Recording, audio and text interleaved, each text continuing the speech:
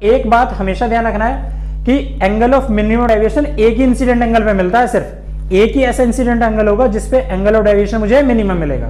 और इसका हम लोगों ने ग्राफ ड्रॉ किया था, अगर आपको याद हो तो इसका ग्राफ हमारा ऐसा बनता है, दिस इज आई, ये कितना बेटे हमारा, दिस इज एंगल डेल्टा, और ये क्या है हमारा एंगल आई। तो हम ये देखते हैं कि शुरू में हमारा एंगल क्या होता है, जैसे जैसे एंगल ऑफ इंसिडेंस को इंक्रीज करते हैं तो हम देखते हैं हमारा एंगल ऑफ डेविएशन क्या होता है, कम होता चला जाता है और बाद में इंक्रीज होता है। तो इसका ग्राफ याद करो, कुछ ऐसा बनता है।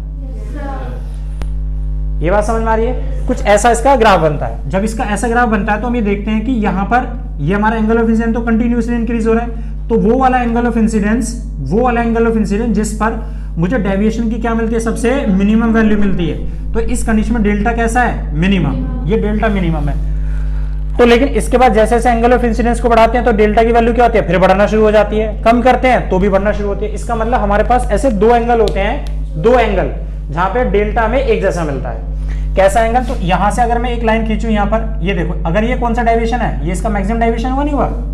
तो अगर मैं मैक्सिमम डेविएशन की बात करूं तो अगर मैं एंगल ऑफ इंसिडेंस से इतना एंगल बढ़ा दूं और यहां से इस जो इंसिडेंट एंगल जिस पर डेविएशन मुझे मिनिमम मिला उससे एंगल को मैं कम कर दूं, तो ऐसे दो एंगल होंगे जहां पर मुझे डेविएशन कैसे मिलेगा, मैक्सिमम।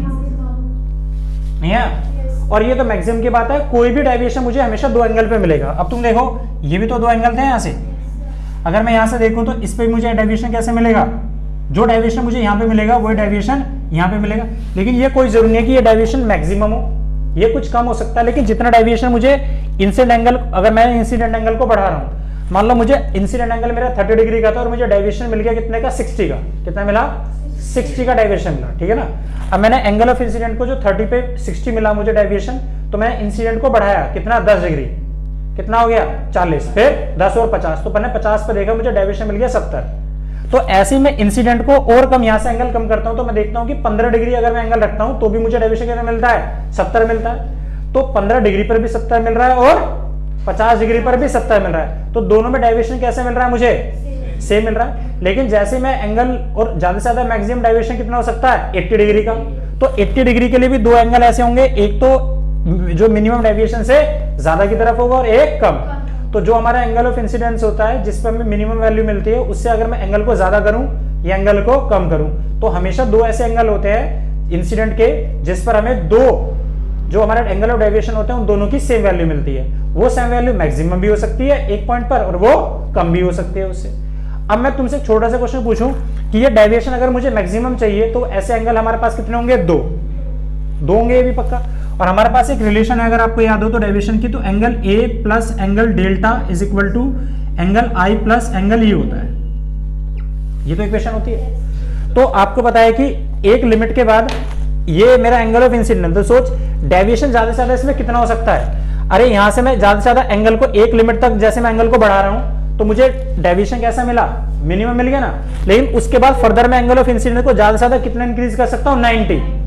अरे मैं इसके एंगल को क्या 90 से ज्यादा भी इंक्रीज कर सकता हूं कोई, जब मुझे इतने वाले एंगल पर, ये एंगल मान लो मेरा 30 डिग्री का था, 30 डिग्री इंसिडेंट पर मुझे डेल्टा कितना मिल गया, 50 डिग्री, तो मिनिमम डेविएशन मिल गया। अब ये बता, इसके बाद मैं एंगल ऑफ इंसिडेंट की वैल्यू को अगर मैं बढ़ाते जाऊंगा तो मैं डेल्टा भी क्या होगा मेरा, बढ़ेगा ना। और मैं ज्यादा से ज्यादा इसे कितना बढ़ा सकता हूँ, 90 तक ही तो बढ़ा सकता हूँ। तो मेरी इंसिडेंट रे ज्यादा से ज्यादा कितने डिग्री तक बढ़ सकती है, 90 तक। तो इसका मतलब ये हुआ 90 डिग्री की अगर मैं यहाँ पे लाइट डाल दूं, इंसिडेंट कर दूं, तो मुझे डेल्टा कैसा मिलेगा, मैक्सिमम, क्योंकि 90 से ज्यादा लाइट आप डाल नहीं सकते। बेटे इस वाली सरफेस से क्या 90 से ज्यादा एंगल बन सकता है इसमें, ये इसका नॉर्मल है और मैं यहाँ से लाइट डाल रहा हूँ, ये लाइट डाल रहा हूँ, ये डाल रहा हूँ, ये डाल रहा हूँ, तो ज्यादा से ज्यादा मैं इंसिडेंट एंगल कितना डाल सकता हूँ, यही तो डाल सकता हूँ। तो 90 से ज्यादा तो एंगल हो ही नहीं सकता कभी भी। तो इसका मतलब 90 डिग्री पे डेविएशन हमेशा कैसा होता है, मैक्सिमम। अब इसको समझो जरा, ये अपना एक प्रिज्म बनाया ऐसा सेम लाइक दिस, बिल्कुल सेम। इस पे हमने क्या करा, ये क्या है इसका नॉर्मल, तो हमने लाइट को कैसे इंसिडेंट करा बेटे, यहाँ से दिव्यांश, ये रहा, और ये तो इंसिडेंट होगा हमारा। जैसे हम इसको यहाँ पर इंसिडेंट करते हैं तो हम क्या देखते हैं, हमारे ये रिफ्लेक्ट हो गई। यहाँ पे क्या है, इस वाली सरफेस का ये नॉर्मल है, ये पढ़ने के बाद क्या हो गई, यहाँ से ऐसा निकल गई। तो ये वाली रे कौन सी हमारी, इमर्जेंट, तो ये क्या कर रही है, इस वाली सरफेस के ऊपर ऐसा ये ग्रेज कर रही है, ग्रेज का मतलब इससे सटके जा रही है।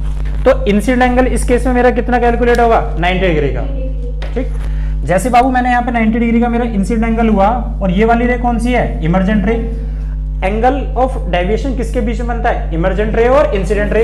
तो इंसिडेंट रे कहां है हमारी, तो आंसर है इंसिडेंट रे की तो डायरेक्शन ये है, कौन सी डायरेक्शन है, ये तो डायरेक्शन है। इमर्जेंट रे कौन सी है, ये वाली। तो इस इमर्जेंट रे को हम क्या करेंगे, पीछे मिलाएंगे ऐसा, ये तो बना। तो इस वाली इंसिडेंट रे और इस इमर्जेंट रे के बीच में जो ये डेल्टा बना, ये डेल्टा कैसे मिलेगा मुझे, मैक्सिमम। और ये वाला एंगल क्या कराएगा मेरा, एंगल ऑफ इमर्जेंट। और ये वाला मेरा आई कितना है अभी इस केस में, 90। तो इस केस में ये मेरा मैक्सिमम मिला। अब एक बात बताओ मुझे law of reversibility of light से, कि अगर मैं लाइट को यहां से पास करूं, इंसिडेंट को मैं यहां से पास करूं, तो हम क्या देखते हैं, मेरी इमर्जेंट रे कैसे निकलेगी, इधर निकलेगी, ये तो निकलेगी इमर्जेंट रे। तो अगर मेरा इंसिडेंट ई के बराबर हो जाए तो मेरा इमर्जेंट एंगल किसके इक्वल होगा, 90 हो जाएगा, according to law of reversibility. तो अगर मैं कहूं कि आपसे आई ई के बराबर हो जाए तो इमर्जेंट मेरा 90 हो जाएगा। तो इसी डायग्राम को अगर मैं आपको ऐसा बना के दिखाऊं, सेम ऐसे ही, कि अब इस केस में मैंने इंसिडेंट एंगल को कितना रख दिया, ई के बराबर रख दिया, ये रहा। यहां से लाइट क्या होगी, ऐसे पड़ी, दिस इज रिफ्लेक्शन हुआ इसमें, ये एक सरफेस थी, ये क्या हो गई, इसी के ऊपर ग्लेज हो गई। तो ये वाला एंगल मेरा कितना था, this is I is equal to E, अरे बराबर हो गया ना वाला एंगल। अगर मैं आई इतना लूं तो हमारा ई कितना बन जाता है, यहां पर 90 डिग्री का बन जाता है। और एंगल ऑफ डेविएशन किसके बीच में बनता है गुड़िया, इंसिडेंट और ये रहा। इंसिडेंट रे कौन सी है, ये तो हमारी इंसिडेंट रे, ये तो इंसिडेंट रे।